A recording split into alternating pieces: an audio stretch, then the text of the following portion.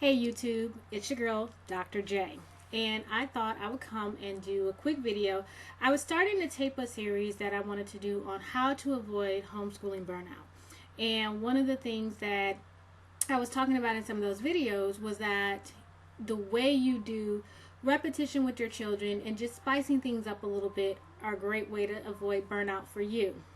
But more importantly, it helps avoid burnout for your child. And one of the ways that I wanted to show that was in this video. I am going to show you over 20 ways you can practice reading and spelling words with your children. Now, y'all know I am a stuff-based homeschooler. I have a lot of stuff, but I guarantee you a lot of this stuff you will have in your house right now. So, here we go. Finger paint. Okay, having your child use finger paint to write out the words, paint the words. You can even have your child just paint the words, with different types of paint. It doesn't have to be finger paint. It can be watercolor. It can be tempera paint, any type of paint. So finger painting or just any type of painting. Writing them, not just writing them with pencil, but writing them with markers. Writing them with colored pencils, writing them all over different types of paper, neat, cool paper kids just love. Chalk. If you don't have a chalkboard, that's okay. Got a sidewalk? Kids love writing on sidewalks and driveways and porches and all that kind of stuff. They love writing on that. Great way for them to practice spelling and reading words. Another really cool thing about it is that if you do it right before a rainy day, self-cleaning, hello. But writing with chalk is really, really great. And I know some people that actually play hopscotch. So they will draw out a hopscotch board with their child's spelling words or reading words. And every time their child jumps on that space, then they say the word. Great diverse repetition. Plus it's exercise, getting outside and playing. Crafts. Okay, so this is the word in. Okay, and I just did it by gluing the word in and then just gluing some craft balls on it. You can do all kinds of stuff. You can use sand. Okay, so write the word in glue and then put sand on it. There are other things you can put on it. Let me grab some of my kit now. Okay, so you don't have sand. These are just little matchsticks. You can pick these up at Hobby Lobby, of course, Amazon, Discount School Supply, anything like that. Colored rice. Again, very easy to find. You can even use white rice that you have in your cupboard right now. White rice tends to be cheap. Just get a couple bags that you can just play with, especially when it's on sale.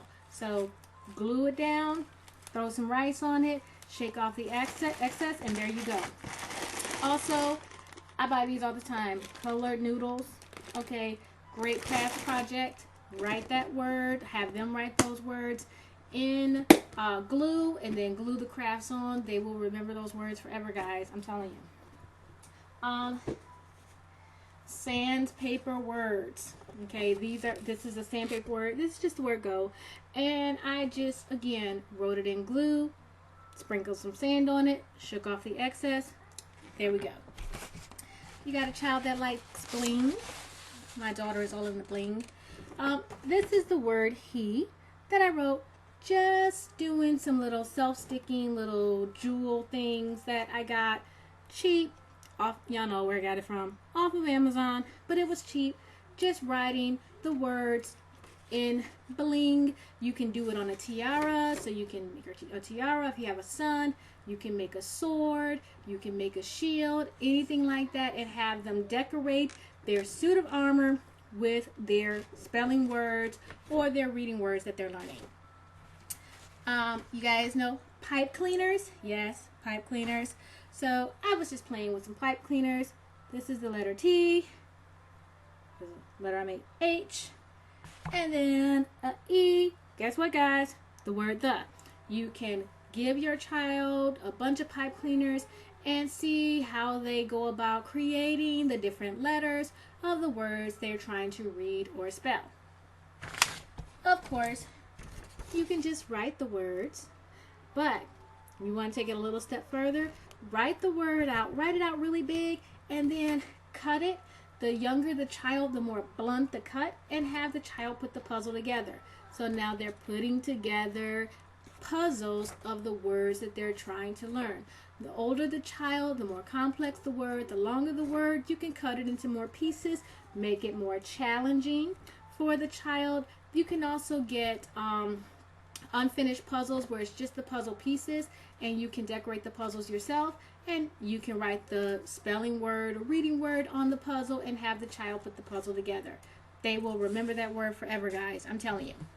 Another thing, this is just sticky notes. So I wrote O, F, F. What do? You hide them around the house. And then you send your child on a scavenger hunt. So not only do they have to find all the letters that you put around the house, they have to make up the words with them. So if they find the F, one of the F's first, and then the O, and then the other F, then they have to figure out, okay, what word did I just find? So they put it all together. Hey, there's my spelling word. Again, a great way that's going to trigger that memory for your child. It's going to really get it inside them, and it is fun. It's not going to take you long to do, especially if you just send your child off to find them. If you want to be really creative, and if you are a creative guru, then you can make little notes and little things that you send your child on. So you can say, okay, you can play hotter and colder so that they can get hotter as they're getting closer to the letter, or colder as they're getting further away. You can create different mysteries for them to solve so they can find where you hid the different letters from. Of course, the older the child, the more complex you're going to make it. The younger the child, the easier that you make it. So that's another way. Modeling clay, yes, and dough. Okay, making words using modeling clay and dough is really fun for kids. It really gets those fine motor skills working. It really gets them being creative. And when you make a word and play with it, that's great. Another way to expand this activity, make your own dough. There are tons and tons and tons of recipes that you can find. I also have a book that has just like tons and tons of dough recipes for you to do with all different kinds of materials. But make your own dough and then let your child write those words. Then let your child practice those words. Again, that is going to be fascinating for your child. Another thing that I like to do, this is a label maker. Okay, I have several label makers because we use them all the time because I like to label stuff, and my kids just like labeling stuff. So we will take the label maker, we'll write the words, we'll print out the words, but just them playing with them. They can stick them on different things. Label maker is y'all cheap way to make your own stickers, especially for words, and then you can stick them all over the house so that the child can see it and read it for themselves, and it's just a really fun thing for kids to do. This activity my kids just love, and that is, okay, these are just plastic bead necklaces and bracelets. Okay, what do?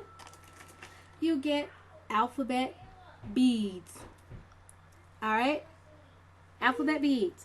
So your child having trouble remembering how to read a word, having trouble remembering how to spell a word, have them make a bracelet. Now, you can buy these. I got these off of Discount School Supply, but you don't have to buy them. Those pipe cleaners, you can make necklaces and everything with the pipe cleaners. So it fits just fine. You don't have to go out and buy a fancy bead necklace or fancy bead bracelets. You could just use pipe cleaners. And you can get beads in a lot of different sizes, like these little beads, letters I got from Hobby Lobby. So they're not as big and bold as the letters that I got off of Discount School Supply, but they still work. They were cheap. You can find these, the wooden letters and the smaller letters, you can find them at Walmart, Hobby Lobby, Target, any place like that. So that's another way. All right, different paper. Having lots of different colored paper, size paper, different kids just love to write with different types of paper. So I have all different kinds of construction paper, really cool colors. This is called newsprint paper.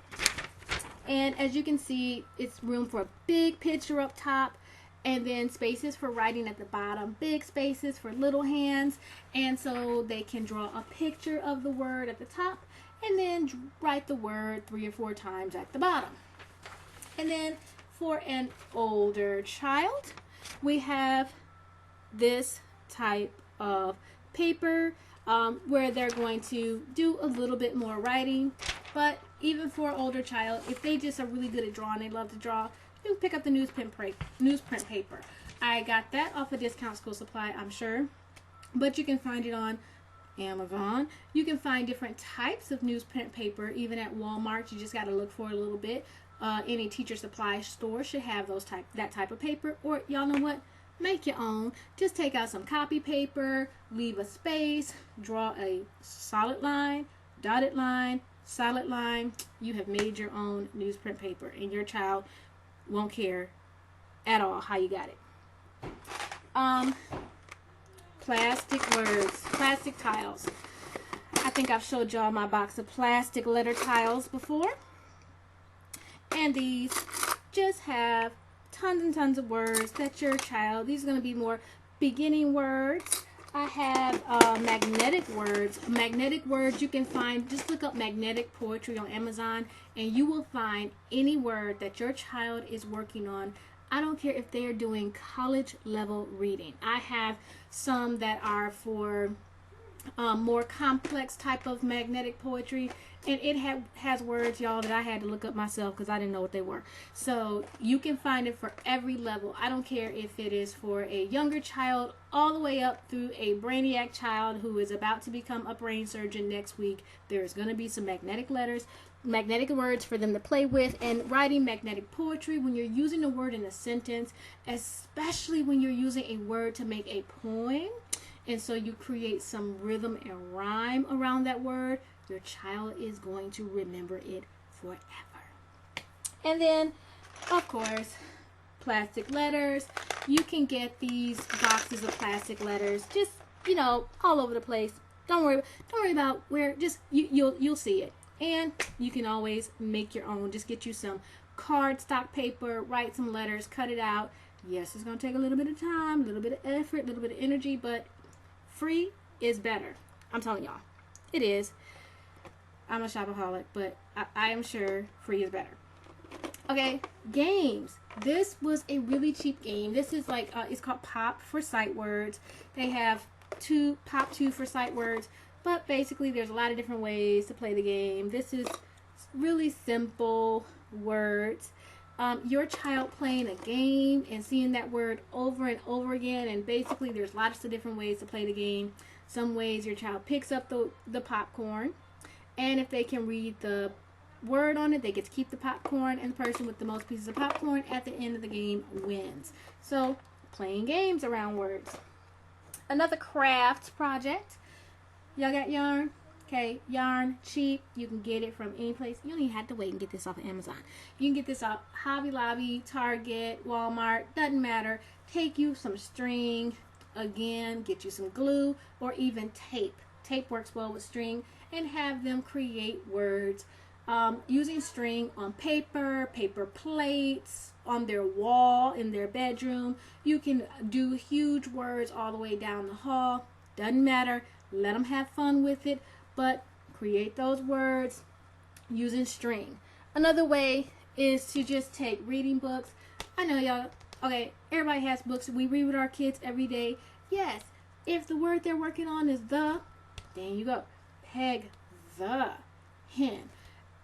Especially those early sight words. If your child is having trouble with those, get these books and you read every word except for the word that they're working on, and have them read that word aloud. You know what that does? It helps them anticipate it. It helps them look for it. It helps them spell it. Because they're going to go, okay, T-H-E, T-H-E. I have to look for T-H-E. It's going to be my turn, my show. I'm really big about it. So they're going to do that. Another thing that you can do is play enunciation games with them. say those words phonetically, spell them big, spell them bold, have them make up songs about it, okay? And have them perform their spelling list as a rocker. T-H-E. I'm telling y'all can do the gospel. T-H-E. Don't matter, okay? Don't matter. However you want to do it. Just have them rock it. And score them. Give them points. If they stand up there and say T-H-E, 0 points. I need some passion. They can do it like they're doing Shakespeare. T-H-E or not. That is the question. Oh, ding, ding, you got it right. You spelled the. If they're funny, if they like jokes, let them make jokes about it. Knock, knock jokes. We hate knock, knock jokes. It's okay. It's your kids having fun with those words. So what is the purpose of this video? To let you know that you don't have to be a workbook or curriculum junkie. There are tons and tons and tons of ways for us to help our children get the information that they are needing, they are craving. If your child is struggling, that is the time when you pull back and you say, wait a minute, let me do something a little bit differently. Let us base this around fun and excitement, because learning should be fun. Guys, if our kids are going to struggle, we can stick them out in school. We don't want that. It's not about struggle. Learning should be fun. Learning is liberating. It's not bondage. So hope some of these ideas will help you as you're getting your child to become a stronger reader or a stronger speller. Hope this helps. This is Dr. J, and I'm out. Bye-bye.